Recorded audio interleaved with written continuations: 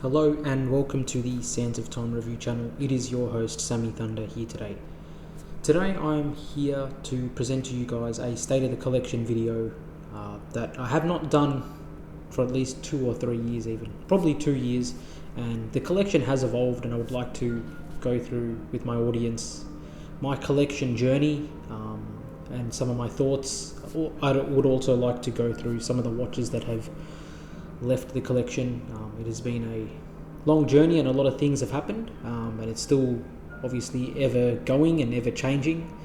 So without further ado, I'm already holding one of my first watches in my collection, my very first mechanical watch being the Seiko Turtle. This here is a Seiko Turtle Save the Ocean edition, and personally speaking, I was very inspired by a Time and Tide video, and they were one of the first YouTubers that actually did very, very good product photography, and when I saw this watch, I knew I just had to have it. But more so, this being my first mechanical, I've probably had this for 4 to 5 years. I've obviously lost count with how COVID has influenced our time, but this watch here has always been a staple. If you've ever watched my reviews plus my previous State of the Collection videos, this watch is a very important watch to me because I take it on any kind of important journey, anything important in my life, any significance, job interview, important meetings. If I'm going into battle, if I ever will be, who knows? This watch is the watch to choose. It is the Seiko Turtle Save the Ocean. I'd like to go through some of my gifted watches. So I got gifted this watch as a graduation gift from a dear friend of mine from my high school. It needs to get a battery replacement, so I will do that, but it's a nice watch to not take things seriously. A nice plastic swatch, very fun and easy to wear. The next watch that was gifted to me was this Tissot Lilochley. This here is the Tissot Lilochley dress piece. I would say this is one of the best dress pieces entry level that one can buy for the money. It's just a great piece. I mean, it has this faux guilloche pattern. It's got a very nicely done leafed handset. It features the Powermatic 80 movement with some, machine engraving. Quite a nice piece to wear. Has quite some quirks to it at the moment. For some reason, when I do wind it, there's a bit of a jump, but nonetheless, it's a quirk and not an issue. Watch still runs, but yeah, it's a very nice looking timepiece, and I really appreciate it. The next piece in my collection in acquisition would be the full metal GShock. This watch here is a stunner. Got it as a birthday gift, just had to do it. It was one of those pieces where I just had to purchase the watch. Got a positive display. It is my beta watch, so it has quite a bit of scars on it. I really put this through, wear, and it's just a fabulous looking piece for what it is. It's an integrated bracelet watch from GShock. It's meant to commemorate the very first GShock. So I think it's a 40th or 30th anniversary of the first GShock, but done in full metal. The finishing is quite nice for the price, and yeah, I mean, it's just, an amazing watch. A great beta piece. The next watch in my collection is the Lene Spirit Titanium. So this is a 40mm titanium watch, no date, and it has been in my collection for a while. It is a fabulous piece, good everyday wear, extremely light, very nice and comfortable watch. It is a very handsome looking watch with a lot of nice details, very nice sharp finishing on the watch, very angular, almost Grand Seiko like, and very high levels of finishing. So in terms of finishing of the watch case and bracelet itself, I would say it's very comparable to something like a Zenith, and also you look at these chamfers on the side, it's just very high polishing. You could almost mistaken it for a Zaratsu polishing because the mirrored surface itself is done to a mirror-like finishing. The watch is in fantastic condition. It's a beautiful timepiece, great lume, easy grab and go piece, 3-hander automatic chronometer. Not much can be said about it. It's a fantastic piece. The next watch I purchased was the Omega Speedmaster First Omega in Space. This is not a professional, this is not a moon watch, and that's probably why I purchased it. I wanted something a little bit unique. It's a fabulous piece, and it's currently on a JB Forstner bracelet, a flat link bracelet. It is a kind of like one of my grails. The Alpha Hands, the story of Wally Shearer, just the uniqueness of the watch with the straight lug case. A bit different to the original CK2998 case, but nonetheless, it's a fabulous piece, especially with the release of the new FOIS. I like the fact that this isn't trying to be vintage inspired. It is a slight recreation of the FOIS with, subtle variations, but a very functional and stunning timepiece, a unique Speedmaster, if I say so myself. Also like the case back on the watch, very nice piece with the 1861 movement, a nice looking Omega. The next piece I acquired was this Seiko Speed Timer, a quartz chronograph solar. Honestly, the hype got to me when I purchased this watch.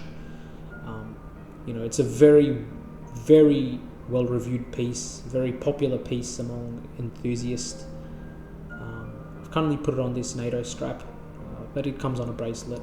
But look, it's a very nice looking timepiece, and it's a very well-proportioned timepiece, and rightfully so. It has gotten a lot of praise for that, for being a well-proportioned and designed watch. Solar, reliable, robust.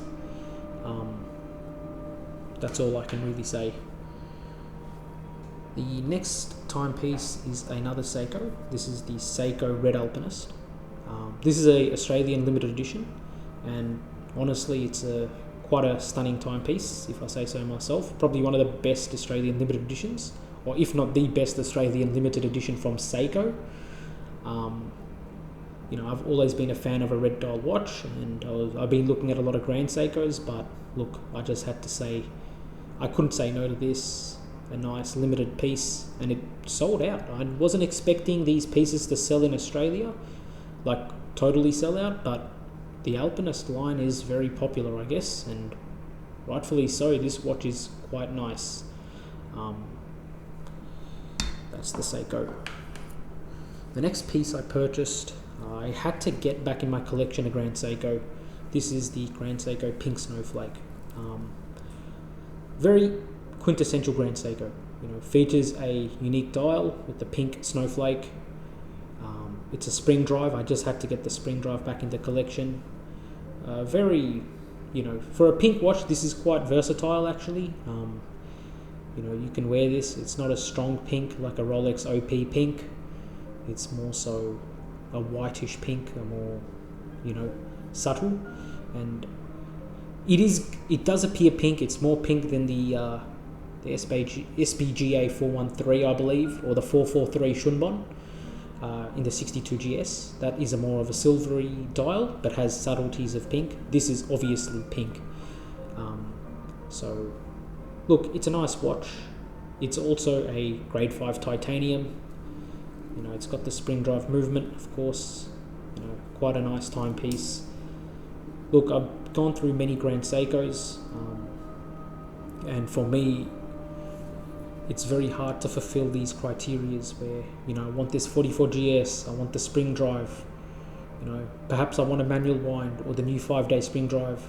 There are so many permutations that, personally I can't keep up, and I've been going through Grand Seikos quite a lot, and I will go through more in the future probably, but I just had to get the quintessential basic Grand Seiko with a slight, variation. So that's the Grand Seiko for you. The last currently owned timepiece is a Lonene, my second Lonene. This is the Lonene Silver Arrow. Very nice vintage reissue or recreation. It's a stunning timepiece. If you look at the dial, it's got this engine turning on the markers, so it's got some nice finishing techniques there. It's very unique for what it is, a very quintessential dress piece with some extra finesse when it comes to the handset design and the numerals, the indices.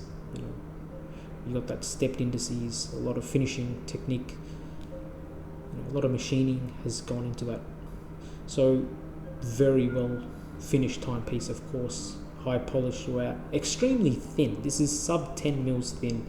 Lonene is such a good brand because they can really offer you a total package. You don't make compromises, right? The movement's good for what it is. The watch itself is good. It's a superb timepiece. Last timepiece in the collection would be a smartwatch. This is a Garmin, got gifted it from a group of friends. It's a nice timepiece. I use it at the gym to calculate steps. It's really just a step counter. It's a nice piece, it's very light, robust as well, and has good battery life, so props to Garmin, they did a good job. So this is my current state of the collection. I would like to go through some watches that that disappeared from the collection, and there was a void of time where I didn't make any videos, and some things happened. So I used to own the Grand Seiko White Birch, that disappeared. I used to own the Captain Willard, that disappeared. The Doxa sub 300T Diving Star, I had to let go. Quite a lot of pieces disappeared from my collection. Just really, sometimes the priority call has to be made, and just needed the money for more important expenses, really. But nonetheless, the journey continues. We still have watches, we still acquire watches, we still have keepers. Looking at this Seiko is still there as a first mechanical. My advice would be to everyone is that make sure you get what you want. There's so many times you might like this brand of watch, you might like this particular watch, but you end up doing something else. I would say try and get the one you want. Don't take the shortcut for another piece. If you like Zin watches, buy a Zin, right? Don't buy something else and then afterwards you're thinking, I should have bought that Zin. You just want to make sure you buy what you like and not care about what other people think. You're not buying the watches for other people. We are enthusiasts. Obviously, watches are a form of fashion statement, but for people like me, I personally don't care what others think. It's kind of a form of self-expression when you wear a wristwatch.